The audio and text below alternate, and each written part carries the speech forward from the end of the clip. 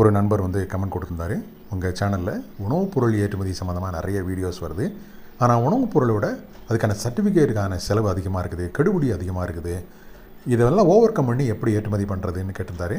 First நான் ஏன் அதிகமாக உணவுப் பொருள் சார்ந்த வீடியோஸ் போடுறேன்றதை சொல்லிடுறேன்.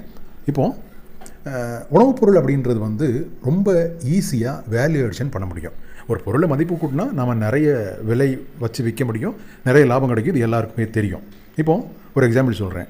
ஒரு நெல்லிக்காயை ஜூஸ் ஆக்கிறதுக்கான வேல்யூ அடிஷன் ப்ராசஸ் என்ன அப்படின்றது உங்களுக்கு தெரியும். ஒரு இரும்பை ஸ்பூன் ஆக்கிறதுக்கான வேல்யூ அடிஷன் ப்ராசஸ் என்ன அப்படின்றதையும் கம்பேர் பண்ணி பாருங்கள். ஒரு 4 மிளகு இருக்குது. மிளகு என்ன விலைக்கு விற்கிது, மிளகு பொடி என்ன விலைக்கு விற்கிதுன்னு ஆன்லைனில் சர்ச் பண்ணுங்கள். ஒரு மிளகு பொடி ஆக்கிறதுக்கு மிக்சியில் போட்டு அடித்தாலே போகிறோம். ஸோ அந்த மாதிரி வேல்யூ அடிஷன் வந்து நம்ம ரொம்ப ஈஸியாக உணவுப் பொருளில் பண்ணிட முடியும். அதுக்கடுத்து பார்த்தீங்க அப்படின்னா நாலெட்ஜ். இப்போ ஒரு பொருள் சார்ந்த அறிவு இல்லை அப்படின்னா நம்ம கண்டிப்பாக ஆர்டர் கிடைக்காது. பையர் நம்மக்கிட்ட பேசும்போதே இந்த பொருள் சார்ந்த அறிவு இவனுக்கு இருக்கா இல்லையான்றதை ஜட்ஜ் பண்ணிடுவார். ஸோ அதனால் பொருள் சார்ந்த அறிவை வந்து நம்ம ரொம்ப ஈஸியாக எங்கேருந்து எடுத்துக்க முடியும்னா உணவுப் பொருள்லேருந்து எடுத்துக்க முடியும். ஒரு கத்திரிக்காய் கெட்டு போயிருக்கா இல்லையா, ஒரு உருளைக்கிழங்கு கெட்டு போயிருக்கா இல்லையான்றதை நாம் பார்த்தாலே கண்டுபிடிச்சிடலாம். ஏன்னா தினம் நம்ம அதோடு தான் புழங்குறோம். ஸோ அதனால் அந்த நாலேஜை கெயின் பண்ணிக்கிறது அப்படின்றது கஷ்டமான காரியம் இல்லை. இப்போ இதே இது நீங்கள் ஒரு கார்மெண்ட் இண்டஸ்ட்ரிக்குள்ளே வந்தீங்கன்னா அதில் பஞ்சிலேருந்து, நூல்லேருந்து, அந்த துணிக்கான டிசைன்லேருந்து, அந்த சாயத்துலேருந்து, அந்த பிரிண்டிங்லேருந்து, பேட்டர்ன்லேருந்து எல்லாத்தையும் கற்றுக்கிறதுக்கு குறைஞ்சது ஒரு வருஷமாவது ஆகும். ஆனால் அவ்வளவு டைம் வந்து உணவுப் பொருளுக்கு வந்து நாம் ஸ்பெண்ட் பண்ண வேண்டியது இல்லை. அதுக்கடுத்து பார்த்திங்கன்னா ஈஸியாக எல்லா இடத்துலையும் எல்லா உணவுப் பொருளும் அவைலபிளாக இருக்கும். ஏன்னா இந்தியா ஒரு விவசாய நாடு. அதுக்கடுத்து இந்த உணவுப் பொருளோட மார்க்கெட் பார்த்திங்க அப்படின்னா அடுத்த 2028 வரைக்கும் அதனோட க்ரோத் CAGR வந்து 5% அப்படின்னு சொல்லியிருக்காங்க.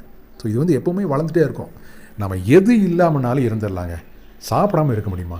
அதனால் இதுக்கான தேவை உலகத்தில் இருந்துக்கிட்டே இருக்கும், அது வந்து வளர்ந்துக்கிட்டே இருக்கும் அப்படின்றது தெரியுது. இப்போ சர்டிஃபிகேட் பிரச்சனைக்கு வருவோம்.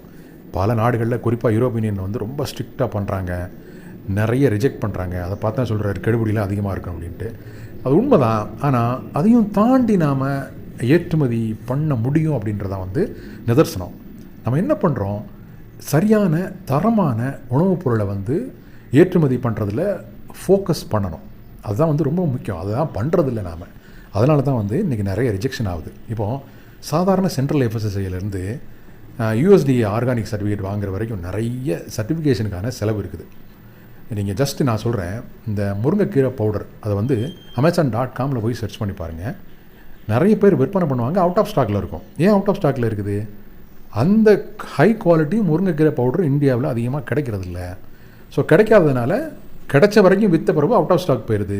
திருப்பி அவங்களுக்கு எப்போ கிடைக்குதோ அப்போ தான் வந்து அதை லிஸ்ட் பண்ண முடியுது. ஆனால் டிமாண்ட் பெருசாக இருக்குது.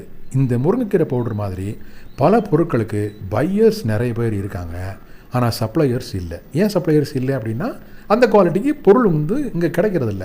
ஸோ நாம் கொஞ்சம் தீவிரமாக முயற்சி பண்ணி ஒரு தரமான உணவுப் பொருள் வந்து இந்த மாதிரி USDA மாதிரி சர்டிஃபிகேட்டுக்கு வந்து எடுத்து, அது சர்டிஃபிகேட்டுக்கு செலவாகும். அதை நான் என்ன சொல்லுவேன்னா, செலவுன்னு பார்க்காதீங்க, அது ஒரு முதலீடுன்னு பாருங்கள் அப்படின்னு தான் சொல்லுவேன்.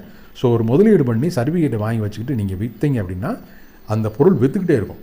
நீங்கள் சொல்கிறதான் ரேட். அதுதான் இதில் உள்ள மிகப்பெரிய ப்ளஸ் பாயிண்ட். இப்போது ஒரு அம்மா ஃபோன் பண்ணியிருந்தாங்க ஒரு 2 மாதத்துக்கு முன்னாடி. ஸோ நான் கஷ்டப்பட்டு USDA சர்டிஃபிகேட்லாம் வாங்கிட்டேன், ஆனால் விற்கவே இல்லை அப்படின்னாங்க. எனக்கு ஷாக்காக இருந்தது. என்ன ப்ராடக்ட்டுக்கு நீங்கள் வாங்கினீங்க அப்படின்னா தூதுவளை பொடிக்கு வாங்கினேன் அப்படின்றாங்க. இங்கே தான் வந்து நம்ம பண்ணுற தப்பு. அதாவது மக்கள் எதை அதிகம் கன்சியூம் பண்ணுறாங்கன்னு பார்க்கணும்.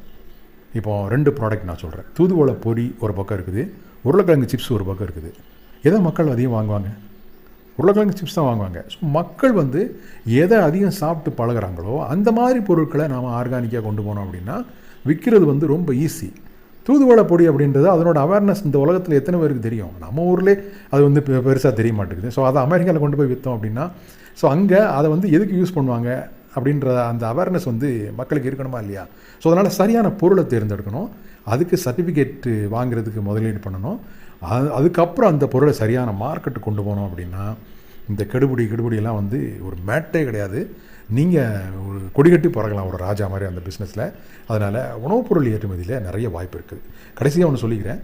இப்போது நான் இந்த மாதிரி உணவுப் பொருள் மாதிரியே வேறு சில கேட்டகரியோ வேறு சில ப்ராடக்டோ இருக்குது, அதுக்கும் இன்வெஸ்ட்மெண்ட் கம்மி, அதுக்கும் வந்து பெரிய வாய்ப்பு இருக்குது அதை பற்றி வீடியோ போடுங்க அப்படின்னு நீங்கள் ஏதாவது எனக்கு சஜஸ்ட் பண்ணிங்கன்னா கண்டிப்பாக கமெண்ட்ஸில் தெரிவிங்க, நாம் அதையும் வந்து கவர் பண்ணுவோம். ஓகே, ஐ எம் ஓப்பன் மைண்டடாகவே இருக்கிறேன். எனக்கு அது இந்த ப்ராடக்ட் தான் பண்ணணும், அது பண்ணக்கூடாது அப்படின்றது இல்லை. இப்போ ஒரு ஜுவல்லரி பற்றியோ, ஒரு மெரைன் ப்ராடக்ட்டை பற்றியோ, ஒரு இன்ஜினியரிங் ப்ராடக்ட்டை பற்றியோ நான் வீடியோ போட்டேன் அப்படின்னா, ஒரு 100 பேர் பார்க்குறாங்க அப்படின்னா அதில் ஒருத்தர் வந்து அந்த ப்ராடக்ட்டை எடுத்து பண்ணுறது அப்படின்றதே வந்து கொஸ்டின் மார்க் தான் என்னை பொறுத்தவரையில்.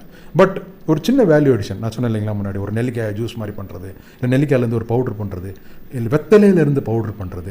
ஸோ இந்த மாதிரி சின்ன சின்ன வேல்யூ எடிஷன்லாம் வந்து நம்ம எல்லாரும் பண்ணுறதுக்கான வாய்ப்பு இருக்குது. அதுக்கான முதலீடும் கம்மியாக இருக்குது, ஈஸியாக இந்த பிஸ்னஸ்குள்ளே நுழையலாம். ஸோ அந்த மாதிரி தான், அந்த மாதிரி எல்லோரும் பயன்பெறணுங்கிற நோக்கில் தான் அதுக்கான ஒரு செக்டார்லேயே நான் நுழைஞ்சு ட்ராவல் பண்ணிகிட்ருக்கிறேன். இருந்தாலும் நான் சொன்ன மாதிரி வேறு ஏதாவது பொருட்களை கவர் பண்ணணும்னு நீங்கள் நினச்சிங்கன்னா கண்டிப்பாக சொல்லுங்கள், நம்ம அதையும் பேசுவோம்.